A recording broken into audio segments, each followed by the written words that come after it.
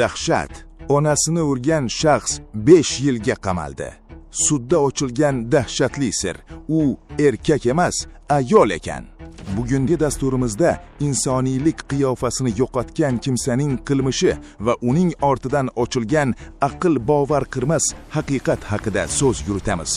O'z volidaye muhtaramasiga qo'l ko'targan, hammani g'azabga keltirgan shaxsga nisbatan sud hukmi o'qildi va u 5 yilga ozodlikdan mahrum etildi. Ammo tergov va sud jarayonida shunday bir fakt yuzaga chiqdiki, buni eshitib butun tarmoqlar larzaga keldi. Ushbu tezkor va shok videoda quyidagi tafsilotlarni ko'rib chiqamiz. Mudhish qilmish. O'z onasiga zulm qilgan bu kimsaning voqeasi qanday boshlangan edi va u nega bunday jirkanch ishga qo'l urdi? Odil sudlov. Jinoyatchiga berilgan 5 yillik qamoq jazosi tafsilotlari va adolat qaror topdimi? Aql bovar qilmas sir.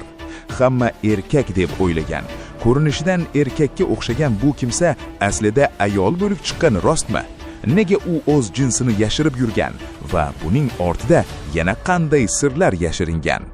Bunday noyob va dahshatli voqeaning to'liq tafsilotini bilish uchun videoni o'tkazib yubormay oxirigacha diqqat bilan tomosha qiling va xulosa qilish o'zingizdan. Kanalimizga obuna bo'lishni unutmang. Eng so'nggi qaynoq va jamiyatimizdagi muhim xabarlardan birinchilar qatorida xabardor bo'lish uchun qo'ng'iroqcha tugmasini bosib qo'ying.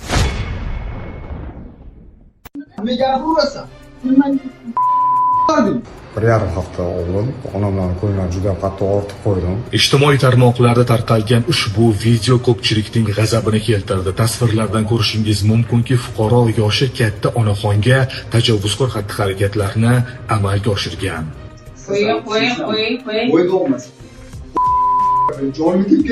Aniqlik kiritilishicha, Parkent tumanida istiqomat qiluvchi onaxon tajovuzkor fuqaro janjal ko'tarayotganligi holati bo'yicha ichki ishlar bo'limiga murojaat qilgan. Parkent tumani Yoshlik mahallasi To'maris ko'chasida turaman. Bir yarim hafta oldin onamdan ko'nglim juda qattiq ortib qo'ydim. Qilgan ishimdan juda qattiq pushaymonman. Tekshirishlarni o'tkazdim. Holat bo'yicha o'tkazilgan surishtiruvlar davomida onaxonni tajovuzkor fuqarodan himoya qilish maqsadida himoya orderi taqdim etilgan. Ma'lum bo'lishicha, videodagi fuqaro ruhiy asab kasalliklar shifoxonasida davolangan. Xudosi masala yo'q qilmasdan qo'ymaysan.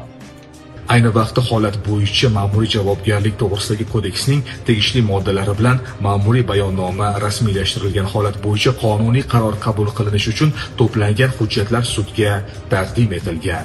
Bu haqda Parkent tuman hokimligi o'zining rasmiy Telegram kanalida ma'lum qildi.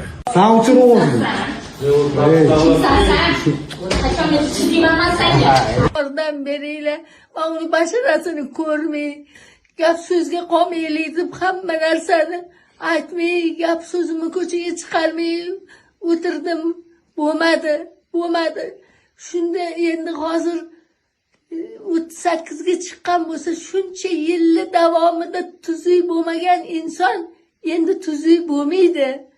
O'zbekiston Respublikasi Ma'muriy javobgarlik to'g'risidagi kodeksining 34-moddasi tartibida uzr kesib 5 sutka ma'muriy qamoq jazosi tayinlansin. Jazo o'tash muddati 21 may 2026 yil soat 15:20 dan boshlab hisoblansin.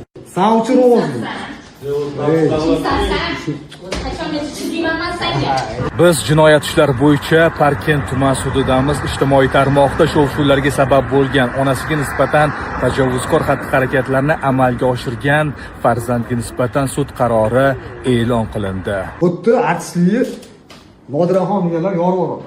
Artistlik. Men Navro'zaxonim buni ham yorib oladi. O'zbekiston Respublikasi Ma'muriy javobgarlik to'g'risidagi kodeksining 34-moddasi tartibida uzr kesib 5 sutka ma'muriy qamoq jazosi tayinlansin. Jazo o'tash muddati 21 may 2026 yil soat 15:20 dan boshlab hisoblansin. Qarordan norozi tomonlar 10 sutka ichida apellyatsiya tartibida shikoyat berish muddati o'tgach, qaror chiqarilgan kundan e'tiboran 6 oy muddat ichida kassatsiya tartibida Toshkent viloyat sudiga shikoyat berish yoki protest kiritish belgilangan. O'rtoqlar, ozgina adashib qolamiz. Hozir hamma Parkentga chiqyapti manga. Bu qiz bola ekan-ku, o'g'il bola emas. Ismi Zumrad ekan, menga kelayotgan ma'lumotlarga ko'ra. Bugun kutamiz. Viloyat ichki ishlaridan, Parkent ichki ishlaridan iltimos qilardik chora ko'rishni. Bo'lmasa ertaga boramiz, o'zimiz ichki ishlar bilan bog'lanamiz, birgalikda borib chorasini ko'ramiz buni. Har bitta haqorati uchun, har bitta qilinayotgan ta'ziyat uchun, bosim uchun javob beradi Xudo xolasa. Hammaga rahmat, ma'lumot yetkazayotganlarga joningiz sog' bo'lsin. Yili ruhiy kasalliklar bolnitsasiga shaxsan o'zim olib bordim. Ular qarab berishdi. Sentabr olib borgan bo'lsam, fevralda chiqib keldi. Bu ruhiy kasal emas dedi-da ular. Chunki normalniy gapiryapti bizga dedi. Bu holat bir kunda emas, yillar davomida shakllangan. Shunga qaramay yolg'iz ona farzandi ustidan hech qanday arz qilmagan, hatto boshqalarning ham aralashishiga yo'l qo'ymasdi. Pichoq bilan tahdid qilingan paytlarda ham u sukut saqlaganini aytmoqda. Ko'rganinglar endi u bitta lavha o'shanaqa. Pichoqlar tilib tashiyman, mana bunaqa tilib tashiyman deydi. Ana tilib tashiysan qo'y, endi unaqa qilma, kun ko'raylik deyman. Buni bir yaxshilik bir narsasini ko'rmadim-da. Ani kichkina qizim sal shustriroq milisaga telefon qilar edi, 102 ga qama qo'ydirdim. Endi bu safarda jonu jahonimdan o'tkazib yubordi balam. Bilasizmi, shu paytgacha ham o'zim milisa chaqirib milisaga berib yuborsam ham ketidan g'alati bo'lib qolardim-da. Shu kecha kunduzda ham shunaqa bo'lardim.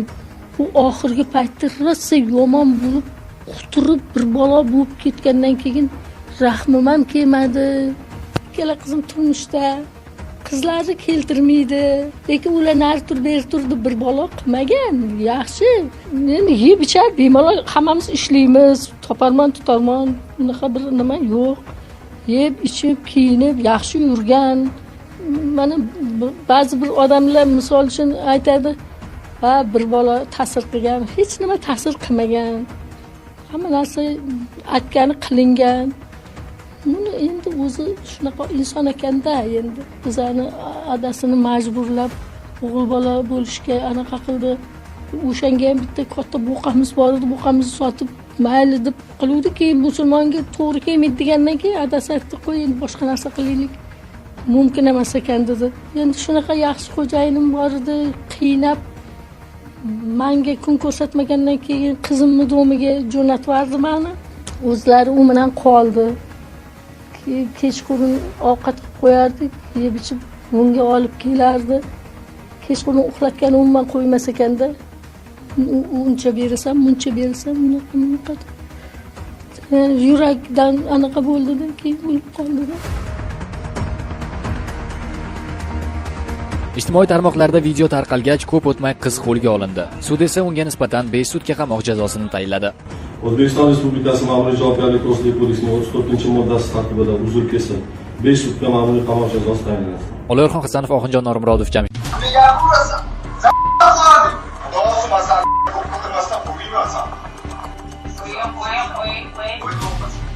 Assalomu alaykum. Mazkur video kuni kecha ijtimoiy tarmoqlarda tarqalib, jamoatchilik orasida ko'plab muhokamalarga sabab bo'ldi. Holat joriy yilning 6-may kuni Parkent tumanida qayd etilgan va shu kunning o'zida hududiy ichki ishlar organlari xodimlari tomonidan nazoratga olinib, o'rganilgan. Ma'lum bo'lishicha, videodagi shaxs ruhiy kasalliklar dispanserida ro'yxatda turadi va muqaddam holati yuzasidan muolajalar olgan. Uning tashqi ko'rinishdagi noodatiyligi ham aynan shundan kelib chiqadi. Albatta biz ota-onalarimizni e'zozlagan yurtdoshlarimizning keskin e'tirozlarini to'g'ri tushunamiz va hurmatli ijtimoiy tarmoq faollariga ma'lum qilamizki, mazkur holat to'liq nazoratga olingan. Bugungi kunda videodagi 37 yoshli shaxsga nisbatan avvalroq onasiga berilgan himoya orderi talablarini buzganligi uchun O'zbekiston Respublikasi Ma'muriy javobgarlik to'g'risidagi kodeksining 206-1-moddasi bilan hamda 183 va 41 moddalari bilan hujjatlar rasmiylashtirilib, sudning qaroriga ko'ra unga nisbatan 5 sutka ma'muriy qamoq jazosi tayinlandi. Shu o'rinda jamiyatdagi voqea hodisalarga befarq bo'lmayotgan, faol fuqarolik pozitsiyasini namoyon etib kelayotgan aziz yurtdoshlarimizga yana bir bor minnatdorchilik bildiramiz.